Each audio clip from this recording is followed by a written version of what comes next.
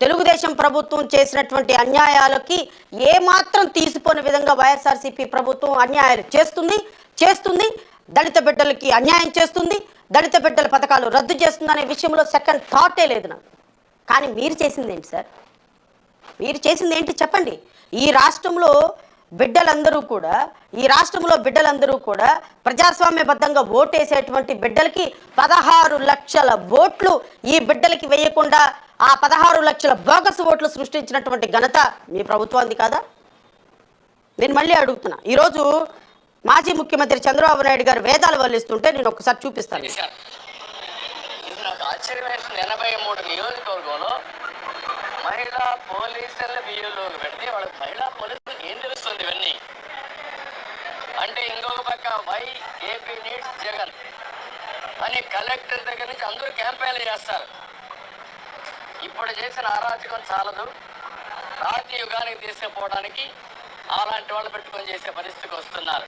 ఎలక్షన్లో ఎవరిని పని చేయకుండా నిర్వీర్యం చేయడానికి, లేకపోతే మళ్ళా వాళ్ళని అరెస్ట్ చేయడానికి ప్రయత్నం చేసే పరిస్థితి వచ్చారు. ఇది జరిగితే ప్రజాస్వామ్యం కూని అయిపోయినట్టే.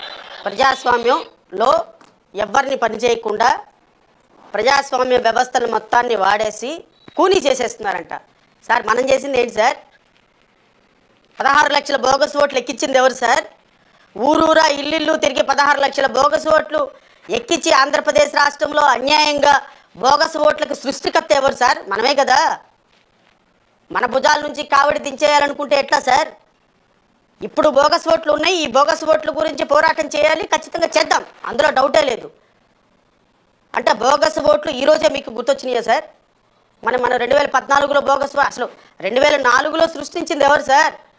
2000 సంవత్సరంలో కులాల మధ్య ఎక్కడైతే కులాలు అధికారంలోకి వస్తాయా అని మాదిగల మొత్తాన్ని విభజించి ఈరోజు మాలల రాజ్యాధికారానికి, మాదిగల రాజ్యాధికారానికి వెళ్లకుండా చేసినటువంటి వ్యక్తి మీరే కదండి.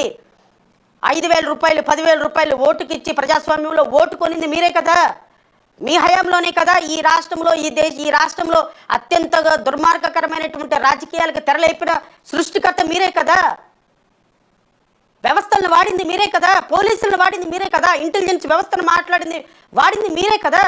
ఇంటెలిజెన్స్ వ్యవస్థలో పోలీసు వ్యవస్థ మొత్తాన్ని మీ రాజకీయ కాలు కింద చెప్పుల్లాగా చూసిన ఐపీఎస్ ఆఫీసర్ని, ఐఏఎస్ ఆఫీసర్లు వాడింది మీరే కదా. ఈరోజు మీరు వ్యవస్థల గురించి ఎందుకు మాట్లాడతారు?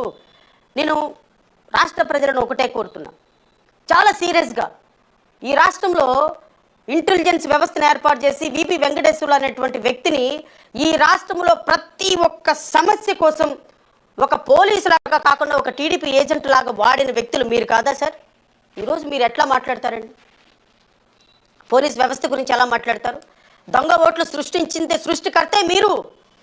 ఈ రాష్ట్రంలో, ఆంధ్రప్రదేశ్ రాష్ట్రంలో దొంగ ఓట్లు సృష్టించిందే తెలుగుదేశం పార్టీ. దొంగ ఓట్లు సృష్టించి ఈ రాష్ట్రంలో అధికారంలోకి వచ్చిన తెలుగుదేశం పార్టీ. ఓటుకు 5,000 రూపాయలు ఇచ్చి ఒక కాన్స్టిట్యున్సీకి 40 నుంచి 60 కోట్ల రూపాయలు ఖర్చు పెట్టి ఎమ్మెల్యేగా సీట్లు కొనుక్కొని ప్రజలకు డబ్బు పంచి ఎమ్మెల్యేలుగా, ఎంపీలుగా గెలిపించిన పార్టీ మీ పార్టీ. రేపొద్దున ఎలక్షన్లు ఉన్నాయనగా పసుపు కుంకుమ కింద 16,000 కోట్ల రూపాయలు బ్యాంక్ అకౌంట్లో వేసి ప్రజలని క్విట్ ప్రోక కింద ఓట్ల రూపంలో మరల్చుకోవాలని చేసినటువంటి పార్టీ మీ పార్టీ. దళిత బిడ్డలను 2014 నుంచి 2019 వరకు వేలాదిగా దళిత బిడ్డలు చచ్చిపోతుంటే, దళిత బిడ్డల మానవహోమానికి గురి కాబడుతుంటే, దళిత బిడ్డలకు సంబంధించిన పథకాలని రద్దు చేస్తుంటే, దళిత బిడ్డలకి సంబంధించిన వాళ్ళందరి మీద హత్యలు, అఘాయిత్యాలు, మానభంగాలు జరుగుతుంటే నిమ్మకు నీరేసినట్టు పిడేలు వాయిస్తూ కూర్చున్నటువంటి నీరజ్ చక్రవర్తి మీరు ఈ రాష్ట్రానికి సార్. ఈరోజు ఏ విధంగా మాట్లాడతారు మీరు? ఈరోజు రాష్ట్ర ప్రజల సంక్షేమం గురించి, రాష్ట్ర ప్రజలు పడుతున్న కష్టాల గురించి ప్రశ్నించే హక్కు మీకెక్కడుంది?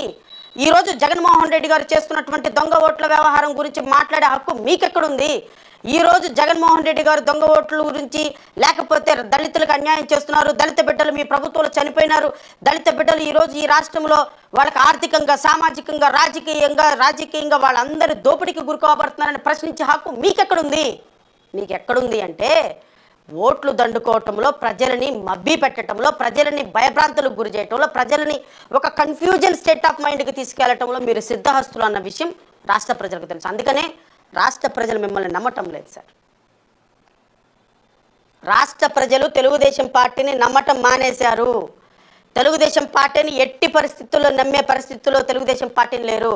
అట్ ది సేమ్ టైం వైఎస్ఆర్సీపీని నమ్మే పరిస్థితుల్లో కూడా లేరు.